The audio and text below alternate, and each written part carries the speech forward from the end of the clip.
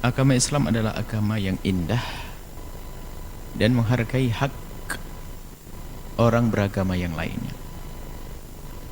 Khamr itu adalah busuk dan hina bagi kaum muslimin.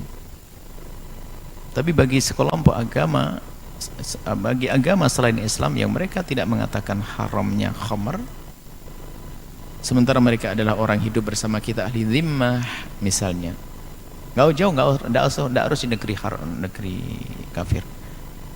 Khamrnya saudara kita kaum selain muslim, dia punya khamr tapi minumnya dia terhormat di rumahnya sendiri, tidak mengajak orang Islam, maka khamr ini disebut namanya khamr muhtaramah, khamr yang terhormat. Karena apa? Miliknya mereka, nggak boleh kita seenaknya merusak, nggak boleh kita mengganggu perusahaannya. Nah, kalau kita di negeri non muslim lalu kita ngantar, kita punya barang, kita jadi punya jasa ojek atau yang lainnya, kemudian yang dibawa adalah sesuatu yang haram, pertama jika memang kita tidak tahu nggak ada masalah sama sekali, karena kita tidak tahu, namanya orang tidak tahu nggak akan dihisab oleh Allah. Tapi dan jika kita tahu ini barang muhtaramnya mereka, barang terhormatnya mereka, harus kita jaga, nggak boleh. Ya memang di kalangan mereka, asalkan bukan untuk orang Islam. Yang haram Anda menolong adalah ada khamr dikirim kepada orang Islam lalu Anda salurkan, Anda sampaikan, Anda haram dosa. Tapi ini milik di kalangan mereka sendiri, adalah muhtaram di hadapan mereka. Ini adalah hal-hal yang terhormat di kalangan mereka. Nah, dalam hal ini karena kita diperintahkan justru menjaga, bukan menghancurkan, menjaga hak milik mereka, menjaga, kita menjaga hak milik mereka. Sehingga istilah khamr muhtaramah itu adalah khamrnya orang kafir yang hidup bersama kita, yang damai dengan kita, nggak boleh kita hancurin, kita tumpahkan dan sebagainya, nggak boleh kita briefing, nggak boleh, karena mereka asalkan mereka terhormat. Minumnya juga di kalangan mereka sendiri, tidak mengajak orang Islam. Tapi mengajak orang Islam satu saja sudah merusak dia, menjerumuskan, karena di kalangan mereka ini tidak haram.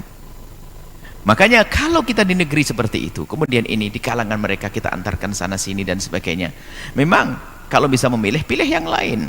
Tapi kalau memang hidup Anda di sana, di negeri semacam itu, rumah Anda di situ, maka Anda biasa hubungan dengan mereka. Anda membawa sesuatu yang ini adalah haram, makanan haram untuk mereka. Ternyata bukan urusan babi saja, ayamnya pun tidak disembelih kok Anda ngantarkannya. Tapi di kalangan mereka, bukan untuk orang Islam, maka hal ini adalah bukan sesuatu yang haram bagi Anda, bukan sebuah dosa bagi Anda, karena Anda menolong dalam hidup kebersamaan. Dengan catatan itu tadi, mereka tidak merusak orang Islam. Kalau mereka untuk orang Islam haram Anda menolong dan dia dosa. Kalau di negeri Islam mereka menjadi harbi, karena apa? Dia telah merusak umat Islam.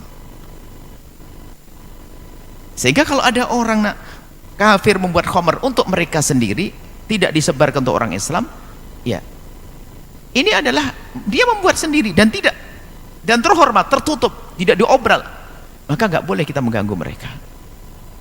Seperti itu. Ini indahnya di dalam Islam. Cuma kita ini hidup bisa memilih. Jika lingkungan kita lingkungan yang kurang baik, kurang mendidik, maka hendaknya kita memilih untuk bisa meninggalkan tempat tersebut demi kebaikan untuk anak keturunan kita, supaya nyaman, supaya terjaga iman kita. Karena bisa saja bergeseran nilai perlahan demi perlahan, mungkin karena baiknya dia, sementara dia tidak mengerti kalau itu haram untuk kita, ditawarkan ke kita, kita tidak mau, ditawarkan ke ponakan kita tidak ngerti, akhirnya biasa, pergaulan yang baik, akhirnya keterjerumus. Jadi sebaiknya ya kita menghindar dari pekerjaan-pekerjaan semacam itu. Kalau dikatakan haram, tidak, karena ini tidak ada kemaksiatan di dalamnya. Membawa makanan, termasuk mungkin ayam tidak disembelih di kalangan mereka sendiri, dan kita hidup di negeri yang memang damai, hidup damai, tolong menolong dalam kebersamaan, tidak ada saling menyakiti, tidak ada saling mendustai, tidak ada saling menjerumuskan, maka hal yang demikian itu adalah sah-sah saja. Benda atau makanan yang tidak halal ada beberapa bentuk.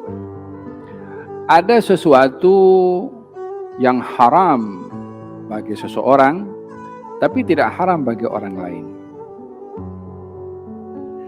Maka menghantarkan sesuatu yang ada haram bagi suatu golongan dan tidak haram bagi golongan yang lain, maka dalam hal ini menghantarkannya mungkin kepada orang yang tidak haram untuk mendapatkannya. Seperti baginda Rasulullah SAW satu hari berjalan dengan Sayyidina Umar, nampak kain sutra. Kata Sayyidina Umar, ya Rasulullah, alangkah indahnya kain ini kalau dipakai. Kata Nabi, ini pakaian orang yang tak bernasib baik di akhirat. Selesai daripada masjid, Nabi beli kain sutra, Nabi bagi kepada Sayyidina Umar, ini ambil kamu. Kata Sayyidina Umar, ya Rasulullah, engkau tadi mengatakan kalau ini pakaian orang yang tidak bernasib baik nanti di akhirat. Kata Nabi, aku bagi kepada engkau bukan untuk engkau pakai.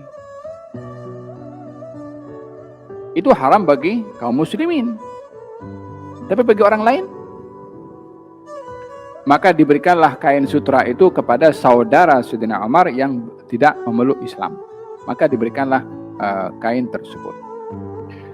Tetapi kalau sudah jelas haramnya, maka dalam hal ini kita diperintahkan untuk mengelak daripada melakukan yang haram atau menjadi sebab orang berbuat haram. Bila arak itu haram kepada kita, haram juga kepada orang lain. Maka jangan kita menjadi sebab orang berbuat yang haram. Ada syubhatul musyarakah, ada syubhah berkongsi daripada tersebarnya dosa yang dilakukan oleh orang lain.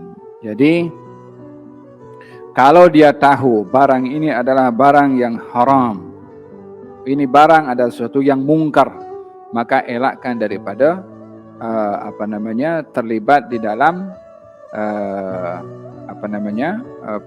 orang melakukan hal yang mungkar. Suami saya driver ojol. Pada saat diterima orderan, ternyata pada saat dijalankan order beli makanan non-muslim, BPK, babi panggang karo. Orderan sudah terlanjur di OK. Apakah uang ongkos dari beli itu halal atau haram? Terima kasih Pak Ustaz.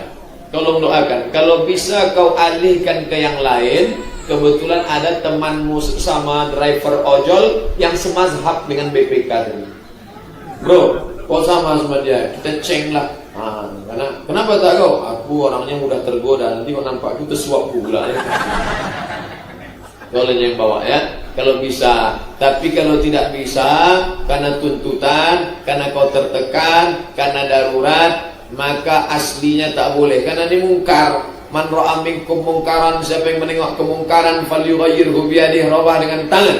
Fa illam yastati' fa biqalbi lisani, dengan lidah. Tak bisa dengan lidah, fa biqalbi, dengan hati. Dengan hati maknanya mengingkari. Bisa dengan lidah, bukan dengan aku tak bisa. Tak bisa juga dengan hati mengingkari, tidak ikut-ikutan, tapi terdesak. Kalau engkau tidak mau bawa ini, kau dipecat, dan kalau kau dipecat kau akan mati. Pilihannya dua, mati atau makan babi. Pilih mana? Pilih mati atau makan babi? Banyak yang mau kan? Kalau memang dua, tapi kalau dia merasa itulah pentingnya perusahaan itu peduli dalam masalah agama. Nanti kalau terjadi sesuatu yang tak diinginkan begini, maka akan tindakannya begini, bisa dialihkan. Kan tak semuanya muslim. Nah, ini dalam masalah halal haram. Masalah berkawan bertetangga silakan. Tapi kalau sudah masalah batasan-batasan haram, wala ana abidun ma'abatum wala antum abiduna ma'abud lakum dinukum